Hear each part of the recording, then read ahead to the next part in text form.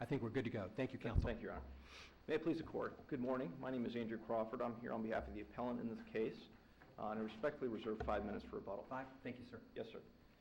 Your Honors, this case arises from Pinellas County for the conviction of a second-degree murder. I had the privilege of representing the appellant in this case during the trial case in Pinellas County. There's 5 issues on this appeal. I'd respectfully ask to consider the first 2, which was the forcible felony instruction, and as well as the standard Fortunately, you have Judge Vellante on the panel, right? I do. I do. And I quoted one of Judge Vellante's opinions throughout the initial brief as well as the reply brief, which I thought was very instructive as it relates to this particular case. This is kind of a unique case, and Judge Castro... Well, I have, before we get to all of that, just from a procedural, help me understand what I think happened in this case. Certainly. You have co-defendants, they're tried together, they happen to be brothers. Correct. There was no motion to sever filed? There was not, And Judge. apparently they have different appellate paths because the brother, his case was affirmed. Correct. In August, I think, It was. August 24th, Judge. of last year. It was. Are there different issues in that case versus this case? In reviewing both of the briefs, there are similar issues. Part of the argument that I had, there was briefing done in the initial brief. His case was then affirmed, and then the reply brief, I addressed that.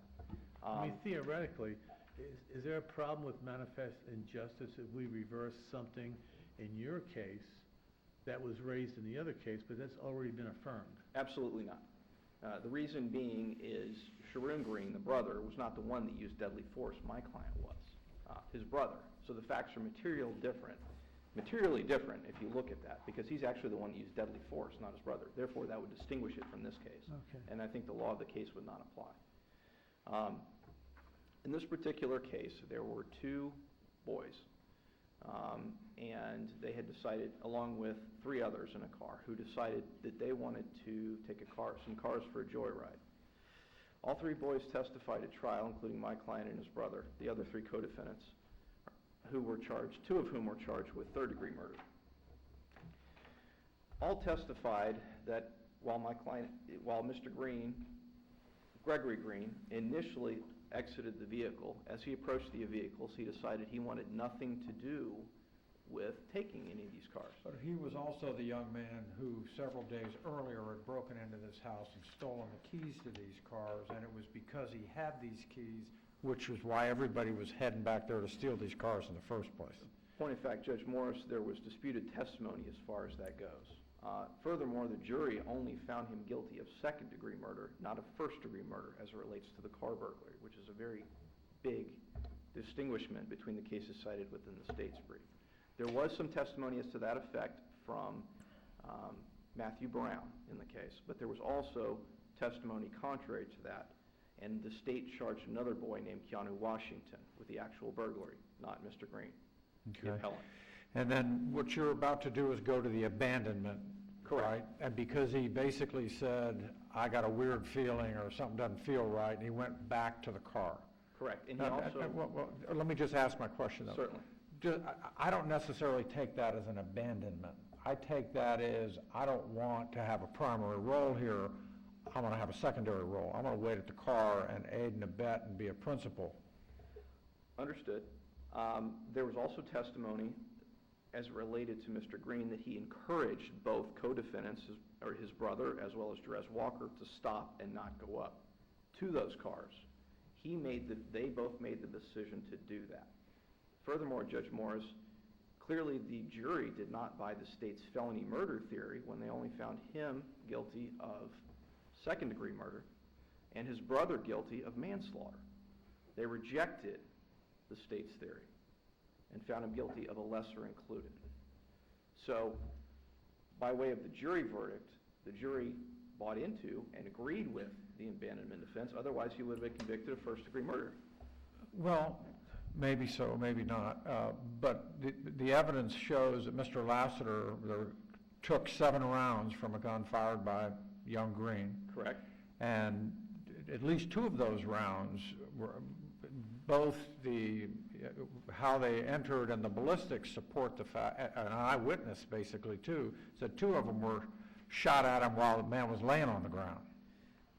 There was testimony from Noel Palmer, the medical examiner, that some of the bullets did not exit Mr. Lassiter's body, and as a result, they could have been fired when he was laying on the ground. You also had testimony from Arthur Summerlin, who was the witness who drove by, who, by the way, Your Honor, was blind in one eye, and that's the side that he passed. Well, and I recognize that, but his testimony seems to be consistent with the ballistics and the other scientific evidence that said 2 of these bullets, because they didn't leave the body, and because, you know, where they were, the trajectory in the body would indicate they were shot while the man was laying on the ground. Happens to be consistent with this witness who has some struggles for sure. My point, though, is how is that self-defense?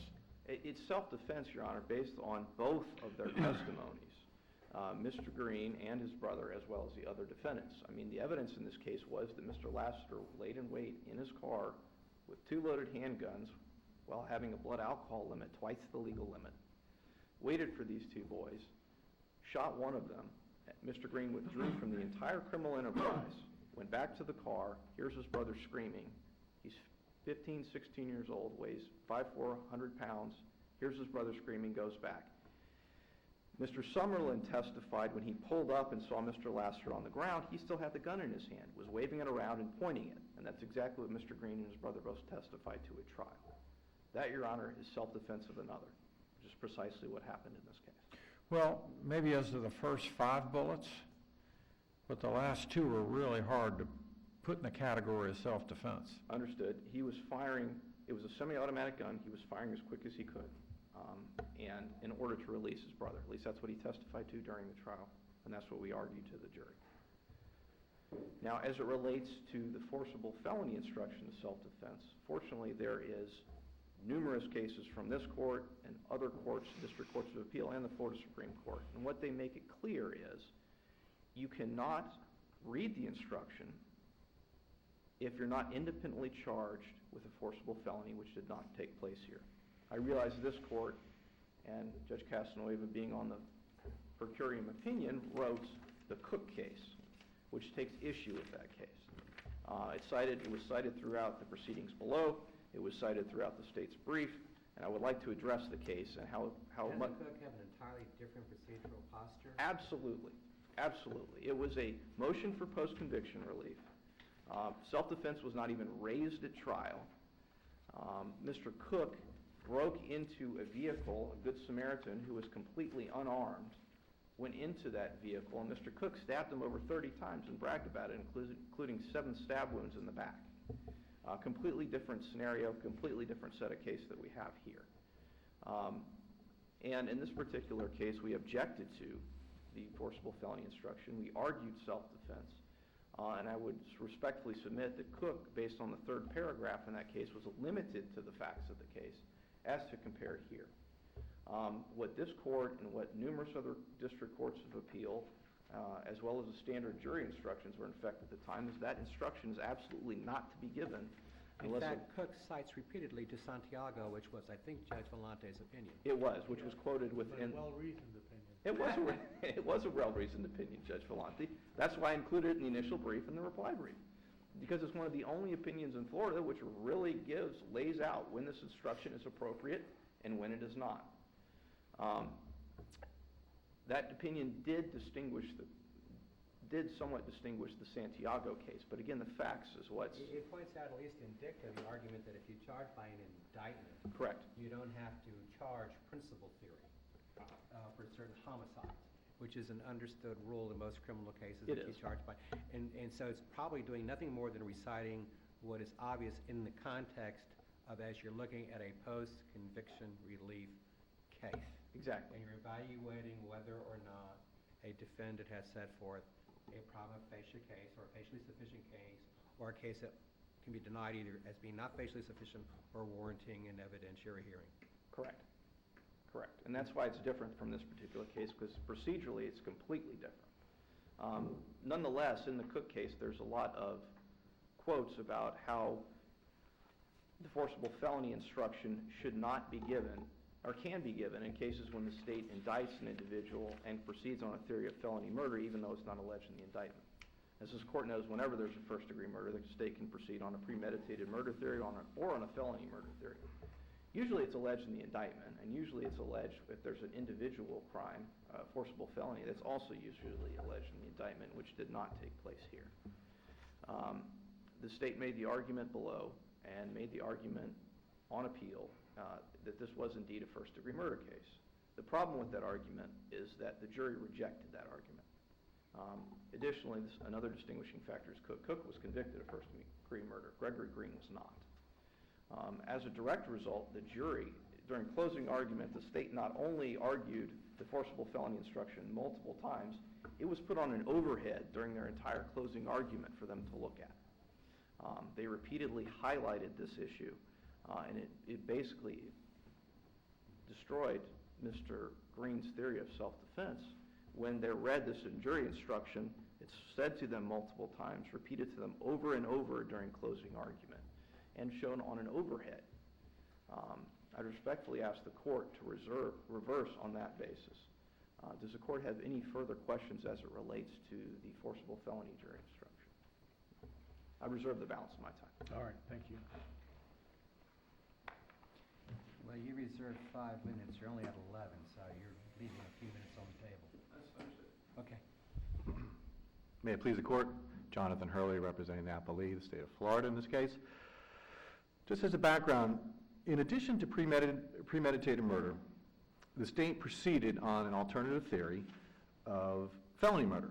And just to clarify, the burglary that the state was proceeding on was not his approaching, this defendant, approaching the car and involuntarily abandoning his efforts to burglarize that car because he didn't like the way the cars were positioned and it just didn't feel right. He thought maybe that the victim might have known what was going on here.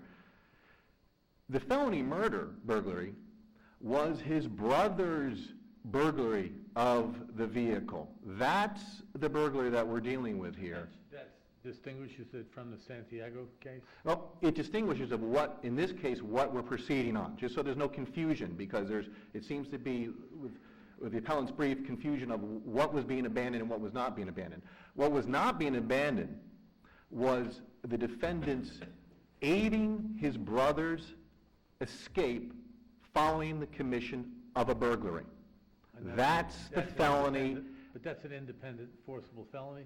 That's the independent forcible felony, and importantly, unlike Santiago, in this case, it occurred at the time of the homicide.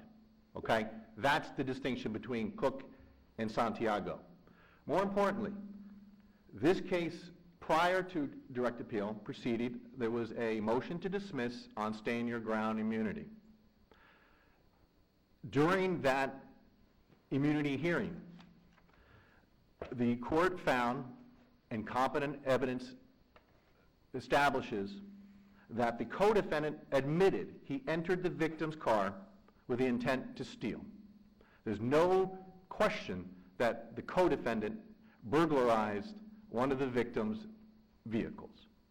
2, under 776.013, the victim lawfully used offensive force against that co-defendant.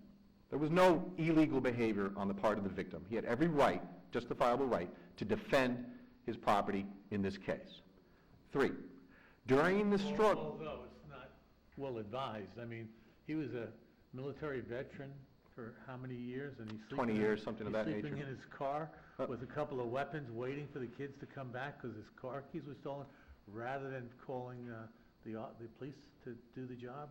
According to the That seems bizarre to me. according to the statute, there was nothing unlawful what he did. So No, he it was... just seems odd. So, but the point was, This poor man got shot for all of his concern. I think he paid the price for his judgment, but that's neither here nor there. His behavior wasn't unlawful. That's what's relevant. 3, during the struggle when the co-defendant attempts to escape following the commission of this burglary, the defendant re-engaged this burglary by grabbing the gun from another, going back to the scene of the crime, shooting the victim 7 times. As you had mentioned, Your Honor, 2 of those times the evidence showed that the victim was on his back Not only that, the victim was paralyzed from the waist down, according to the ME. And the evidence also showed that prior to this, 24 hours prior to this, the defendant was also involved with the burglary of the victim's home, whereby the keys to these cars were taken. Now, those facts were found by the trial court during the motion to dismiss, and the trial court determined, as a matter of law, this defendant was not entitled to stand your ground, the law being 776-0411, the exception to self-defense. And that is, if a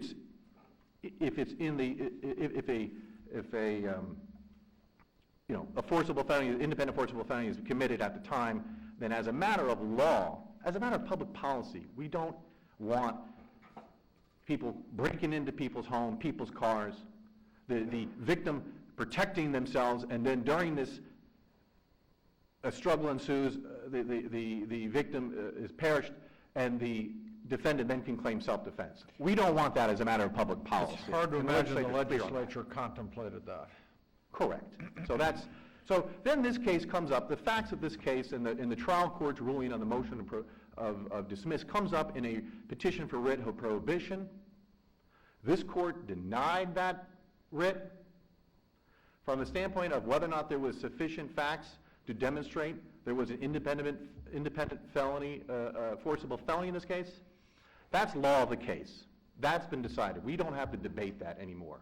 This court's already decided there was sufficient evidence demonstrating an independent forcible felony at the time the homicide was committed. Second point. Regarding the distinction between Santiago and Cook, as I mentioned, first of all, both of them were post-conviction alleging ineffective assistance of counsel, both those cases.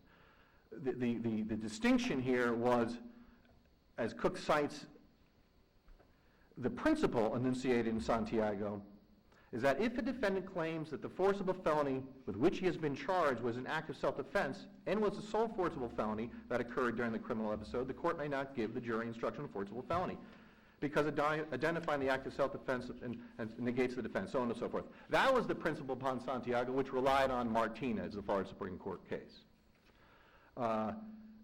Martinez doesn't say that you have to charge two separate felonies in this case. Martinez doesn't say that. The case cited is a fourth ECA case, Giles. That's the case that was cited in that. Giles is also overruled regarding whether or not the error is prejudiced and whether it's fundamental. So the credibility of Giles is already put into question. But this court in Cook clarified, based on the Florida State Supreme Court decision, that you don't have to charge the forcible felony in the indictment if it's a case relied on, if the case proceeds on a count of premeditated murder. So that's all that Cook was doing, was clarifying that. And it makes perfect sense based on, as you said, Your Honor, based on the curse that you don't have to charge felony murder in addition when premeditated murder is charged. So the trial court relied on Cook. The facts clearly established, which this court has affirmed, that there was, in fact, an independent forcible felony committed at the time, that being the aiding the escape following the co-defendant's commission of a burglary. Now, I bring that up because we've also got it was raised regarding the Martin case and the stand your ground and the retroactivity effect. I just wanted to address that briefly. The last I looked, Martin, which has been stayed, pending the Love case out of the 3rd DCA.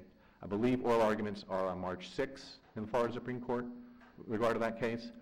But why this court should not, well, first of all, we'd ask that you stay it if you were going to base it on the retroactivity of the stand your ground. But this case is distinguished from Martin in that this really wasn't getting down to whether or not there was a preponderance of evidence on whether or not it was reasonable enough for this person to take this action, whether or not they reasonably believed that deadly force was necessary to prevent imminent death or bodily harm. The court's primary reason for denying the immunity under stand your ground in this case was based on, as a matter of law, this person was not entitled to stand your ground based on the exception to self-defense 776041. So whether or not he reasonably believed, and whether or not evidence was presented by preponderance of the evidence, or that the state proved by clear and convincing, that's irrelevant to whether or not this person was even entitled to stand your ground. So based on that, I think the state would argue that Martin does not apply in this particular case, and that this defendant's conviction and sentence should be affirmed. Thank you. Mr. Hurley, before you go, I'm going to ask if you could help my recollection. As one gets older, things happen. On this case, the charging instrument, did it charge that they were engaged in the commission of a felony effort to steal 2 cars as part of one endeavor, or 2 endeavors each to steal 1 car? Do you recall it? I couldn't remember. I don't recall. I do know that it was a single count of premeditated murder. So the felony was not even the felony. The reason I ask is if the felony plan was to steal 2 cars that evening, that might impact how one views abandonment. When one says, "I'm not going to get in that car," that doesn't necessarily abandon the plan to steal 2 cars, because the other one. And I just wondered how it might hit the theory of abandonment. But I'll go back. The state's theory, the alternative theory of guilt, was his aiding and abetting his co-defendant's burglarization of that vehicle. That was the felony murder, not the other car. It was specific to his brother's car. He would be under that theory, aiding and abetting at the end of the effort to escape from the failed effort to commit a crime. That's why the trial court did not instruct on abandonment with regard to the substantive crime of burglary, is because the co-defendant admitted he burglarized the car. There was no attempt. He did it. He was attempting to escape. So the evidence didn't support the abandonment instruction. The evidence that presented at trial did not support it. That's why it wasn't given. If there's no other questions, Your Honor? Thank you. No, thank you.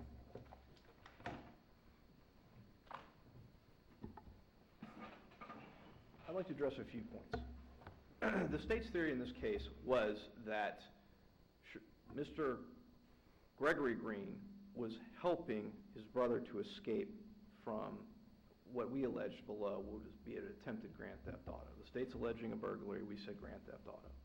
Now, what is important, and the flaw in the state's argument here, is they argued this multiple times to this jury. This jury found second-degree murder and manslaughter, meaning they rejected the state's felony murder theory. It can't get any more plain than that. The argument that this is somehow law of the case because a petition for writ of prohibition was denied without a written opinion, I would say is incorrect. Furthermore, at the time that decision was made, I don't believe that and I could be wrong, but I do not believe that the Martin case had yet been issued, which completely changes the burdens of proof, as this court well knows. The state's argument that somehow that this court found as a matter of law that the defendant was not entitled to self-defense, I think is incorrect. My recollection of Mr. Green's case, Gregory Green's case, was it was denied without prejudice, meaning it could be raised below. That's not law of the case. Furthermore, at the evidentiary hearing, Gregory Green didn't even testify. He didn't testify until the actual trial. Therefore, to say law of the case applies to a denial of a petition for writ of prohibition when all the facts were not before the court is incorrect. Furthermore, burglary occurred 48 hours, not 24. There was disputed issue of whether... prohibition test whether the court is acting outside its scope of its jurisdiction. Correct. So the only way this court could have granted the writ would be to find that everything was as the defendant said so, and that there was a defense, and therefore, as a matter of law, is entitled to a prohibition. Anything less than that standard being met, it would have to go forward below. Correct. And furthermore, in these type of cases, there is almost a requirement to do a writ of prohibition in order to preserve the issue for appeal. When it's not done, the state routinely argues that it wasn't preserved for appeal because this motion wasn't filed. Furthermore, on the petition for writ of prohibition, I believe I did a motion for rehearing and asked for without prejudice, which was included in the denial. In terms of the burglary, the state, again, I can't overemphasize, rejected the state's felony murder theory and their findings in the verdict. I asked the court to consider this because it takes it out of the analysis of first-degree murder and puts it into second-degree murder.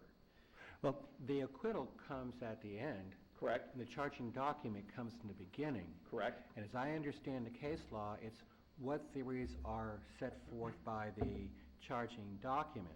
Exactly. If we go look at the not guilty verdict, I don't know how we go backward and say now that there's a not guilty verdict, the fact that your theory was rejected requires that the instruction of law be set aside. It Understood. sounds like the jurors found. So if we're doing a sequential, the cases that you cite, Santiago and Cook, talk about what's the impact of the charging instrument that allows the state to proceed. That is entirely separate and distinct, I think, from a verdict by the jurors. Understood. Okay, I'm just trying to make sure I'm not losing something You're in not. translation between us. You're not, but you had a question for the state whether or not any of this was alleged anywhere in the charging document. The answer is it wasn't. I was just asking, what did they allege as the felon? I could not remember. It was burglary. It was auto burglary, burglary of conveyance. Of one car, separate counts? Well, there was no counts alleged. Because that's the that's way the whole you read point. the transcript and some of the argument is these young men engaged in an enterprise to go to the location with two sets of keys to remove two cars. So arguably it could be alleged that this was one common event with the purpose of obtaining two vehicles. And merely because he abandoned one does not necessarily mean that he abandoned the theft of the other. He was still a participant. And that's why I'm trying to figure out if the abandonment theory applies, it applies based on what was charged because that's what you were given due notice of, due process to defend against. Exactly. And the due process that we were given in that particular case was a one-count indictment alleging premeditated murder. It had nothing to do with car burglary. None of that was ever alleged until stand your ground trial, which we had extensive argument about. Furthermore, the testimony was that Mr. Green, my client Mr. Green, Gregory Green, approached those cars with his brother and another individual named Jerez. He said, I want nothing more to do with this, walked away, and went beyond that. He actually tried to encourage them to stop and decease. They didn't. They kept going. So at that point, he had abandoned his attempt to have any involvement whatsoever in the burglary, didn't reinitiate until he heard his brother screaming after two people telling him that he'd been shot. His older brother, who he testified he looked up to and was his everything. Now, I understand Judge Morris's point about the 7 bullets. I will say that when the witness, Arthur Summerlin, pulled up, that he had to be, and you actually hear it on the 911 tape, he's telling Mr. Lassiter to put down his gun. He still had his gun and was still waving it around. Therefore, according to the two boys, that would still pose a threat to his brother and to him. I'm respectfully asking this court to reverse and remand for a new trial based on the giving of the felony murder, on the...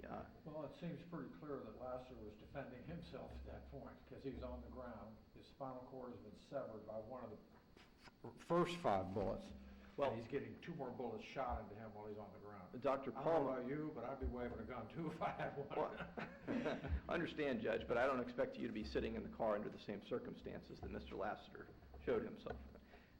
However, you have to consider also how fast and how quick these guns go. It's not like a stop and think. It's not like a revolver. It's an automatic handgun. Furthermore, Dr. Noel Palma testified he could not tell the sequence of the bullets when that severing of the spinal cord was. Regardless, he still had his gun waving around. And it was his testimony, and it was both of the Green brothers' testimony that this gun, even after he was being shot, was being pointed to his head. what's difficult, Mr. Crawford, to get your mind around this self-defense concept I is here understand. you have two guys who've invaded your property. Understood. Uninvited, with weapons, to steal your car. And now the man is defending his property and himself, and the argument is that the invaders are entitled to a self-defense. That's a little hard to swallow. I think the legislature, if they heard this, would go, you people are crazy, that's not what we meant. Well, it's a unique case that you don't see very often.